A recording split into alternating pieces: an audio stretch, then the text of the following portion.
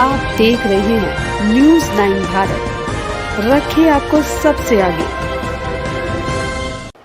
नमस्कार, आप देख रहे हैं न्यूज़ 9 भारत। मैं हूं आपके साथ अंजलि। देश और दुनिया की तमाम अहम खबरों पर आइए डालते हैं एक नजर।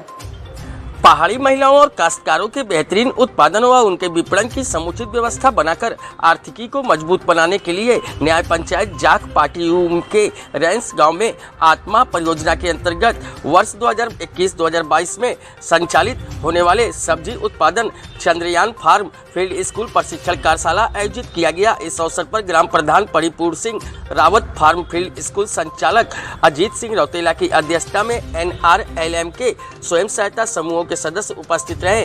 प्रशिक्षण कार्यक्रम में आत्मा परियोजना के मानवेंद्र सिंह नेगी ने BTM तकनीक के कार्यक्रमों और विभागीय योजनाओं की जानकारियां दी। इसके तहत पारंपरिक जैविक खेती व सब्जी उत्पादन, मसाला उत्पादन, फार्म मशीनरी बैंक, प्रधानमंत्री मृदा स्वास्थ्य कार्ड योजना की जानकारी भी दी गई। समूहों की महिलाओं व काश्तकारों ने बताया कि समूहों के माध्यम से वे आत्मा परियोजना के दिशा निर्देश में अपने स्थानीय उत्पादनों को रसायन मुक्त बनाकर शुद्ध जैविक परंपरा से उन्नत उत्पादन करने में सफल हो रहे हैं और कहा कि हमारे शुद्ध जैविक परंपरा से उत्पादित सब्जियों व अन्य उत्पादों को विपणन के लिए भी व्यवस्था की जा रही है, जिससे उनकी आर्थिकी को मजबूती मिलने के आसार बढ़ गए हैं। उन्होंने कहा कि सरकार व आत्मा परियोजना की इन योजनाओं का वह निश्चित रूप से फायदा उठाना चाहते हैं। न्यूज़ 9 भारत के लिए सुरेंद्र धनेत्रा की रिपोर्ट।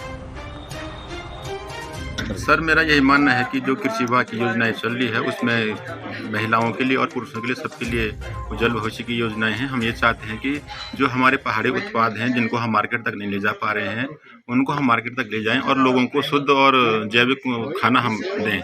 तो हमारा लक्ष्य यह है कि जो महिलाएं अभी तक रोजगार के उसमें नहीं खड़ी हैं तो उनको समूह के माध्यम से और कृषि विभाग की योजनाओं के माध्यम से रोजगार के साथ जोड़ा जाए, जिससे कि उनके घर में 2 रुपये आए और उनका जो आर्थिक स्थिति है वो मजबूत हो।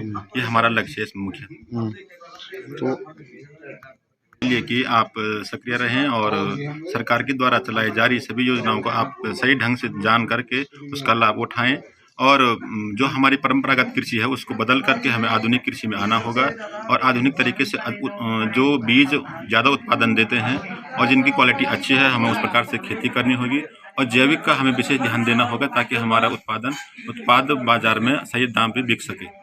तो क्या जी, ये तो बड़ी समस्या है। सरकार के इस पर अभी कोई ध्यान नहीं है और पहाड़ी में जो उत्पाद पिछड़ते हैं वो सरकार की अनदेखी में बिछड़ते हैं। अभी हमारा ये प्रयास है कि हाँ अपने स्तर से बोले कि हमारा जो आत्मा परियोजना है भारत सरकार से संचालित योजना है और इसके माध्यम से NRLM के तहत यहाँ पे समूह का गठन हो चुका है और हम आत्मा परियोजना के माध्यम से इनको इनके खाते में सीड मनी, रिवॉल्विंग फंड और खाद्य सुरक्षा के तहत और क्षमता विकास के तहत उनके खातों में धनराशि गई है और इनको प्रदर्शन के रूप में इनको बीज भी उपलब्ध कराया जाएगा और बेहतर ढंग से कार्य हो रहा है।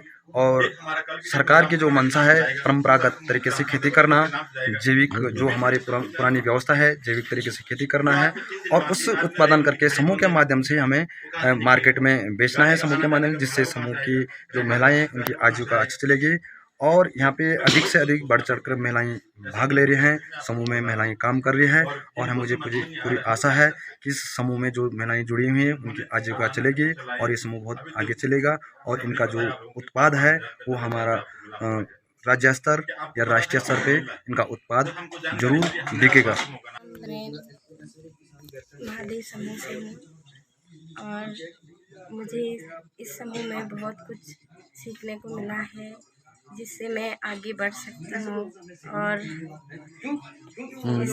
इस समूह में मुझे बहुत कुछ मिला सीखने के लिए और बोने के लिए भी बहुत कुछ मिला है, जिससे कि मेरा समूह आगे बढ़ेगा और इससे आगे भी बढ़ता रहेगा।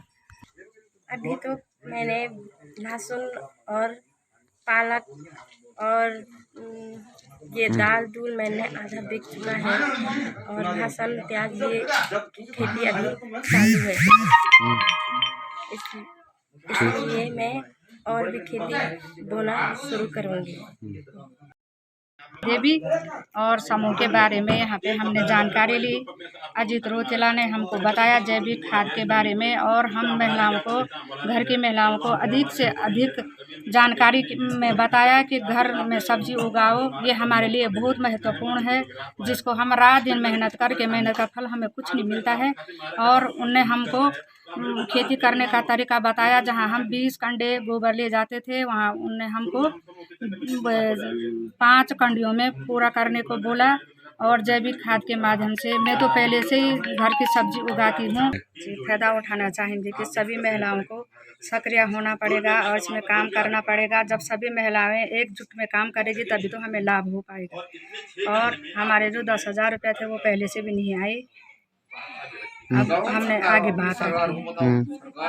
धन्यवाद सर। अभी तो हम जुड़े हैं, मगर अब धीरे धीरे हम ऐसे ही काम बढ़ाते रहेंगे। आगे तो समूह में मतलब हम लाभ ले सकते हैं, जैसे अपने साग सब्जियों पे, मतलब अपने घर में पशुपालन, हर किसी पे भी हम अगर एकजुट होकर हम इस समूह में काम करेंगे तो हमें लाभ जरूर मिलेगा। और हम सरकार से भी मतलब लाभ लेते रहेंगे। और अगर हम एकजुट नहीं रहे या कुछ काम ही नहीं किया तो इसका लाभ हमें नहीं मिल पाएगा।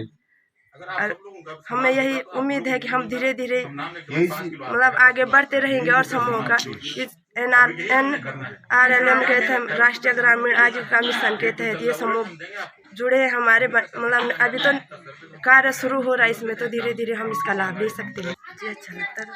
अच्छा है, मतलब हम एकजुट होकर काम करते रहेंगे तो आगे, मतलब इसमें सब समूह जुड़ के काम करेंगे तो आगे भी सपोर्ट मिलते रहेगी सरकार की तरफ से हमें।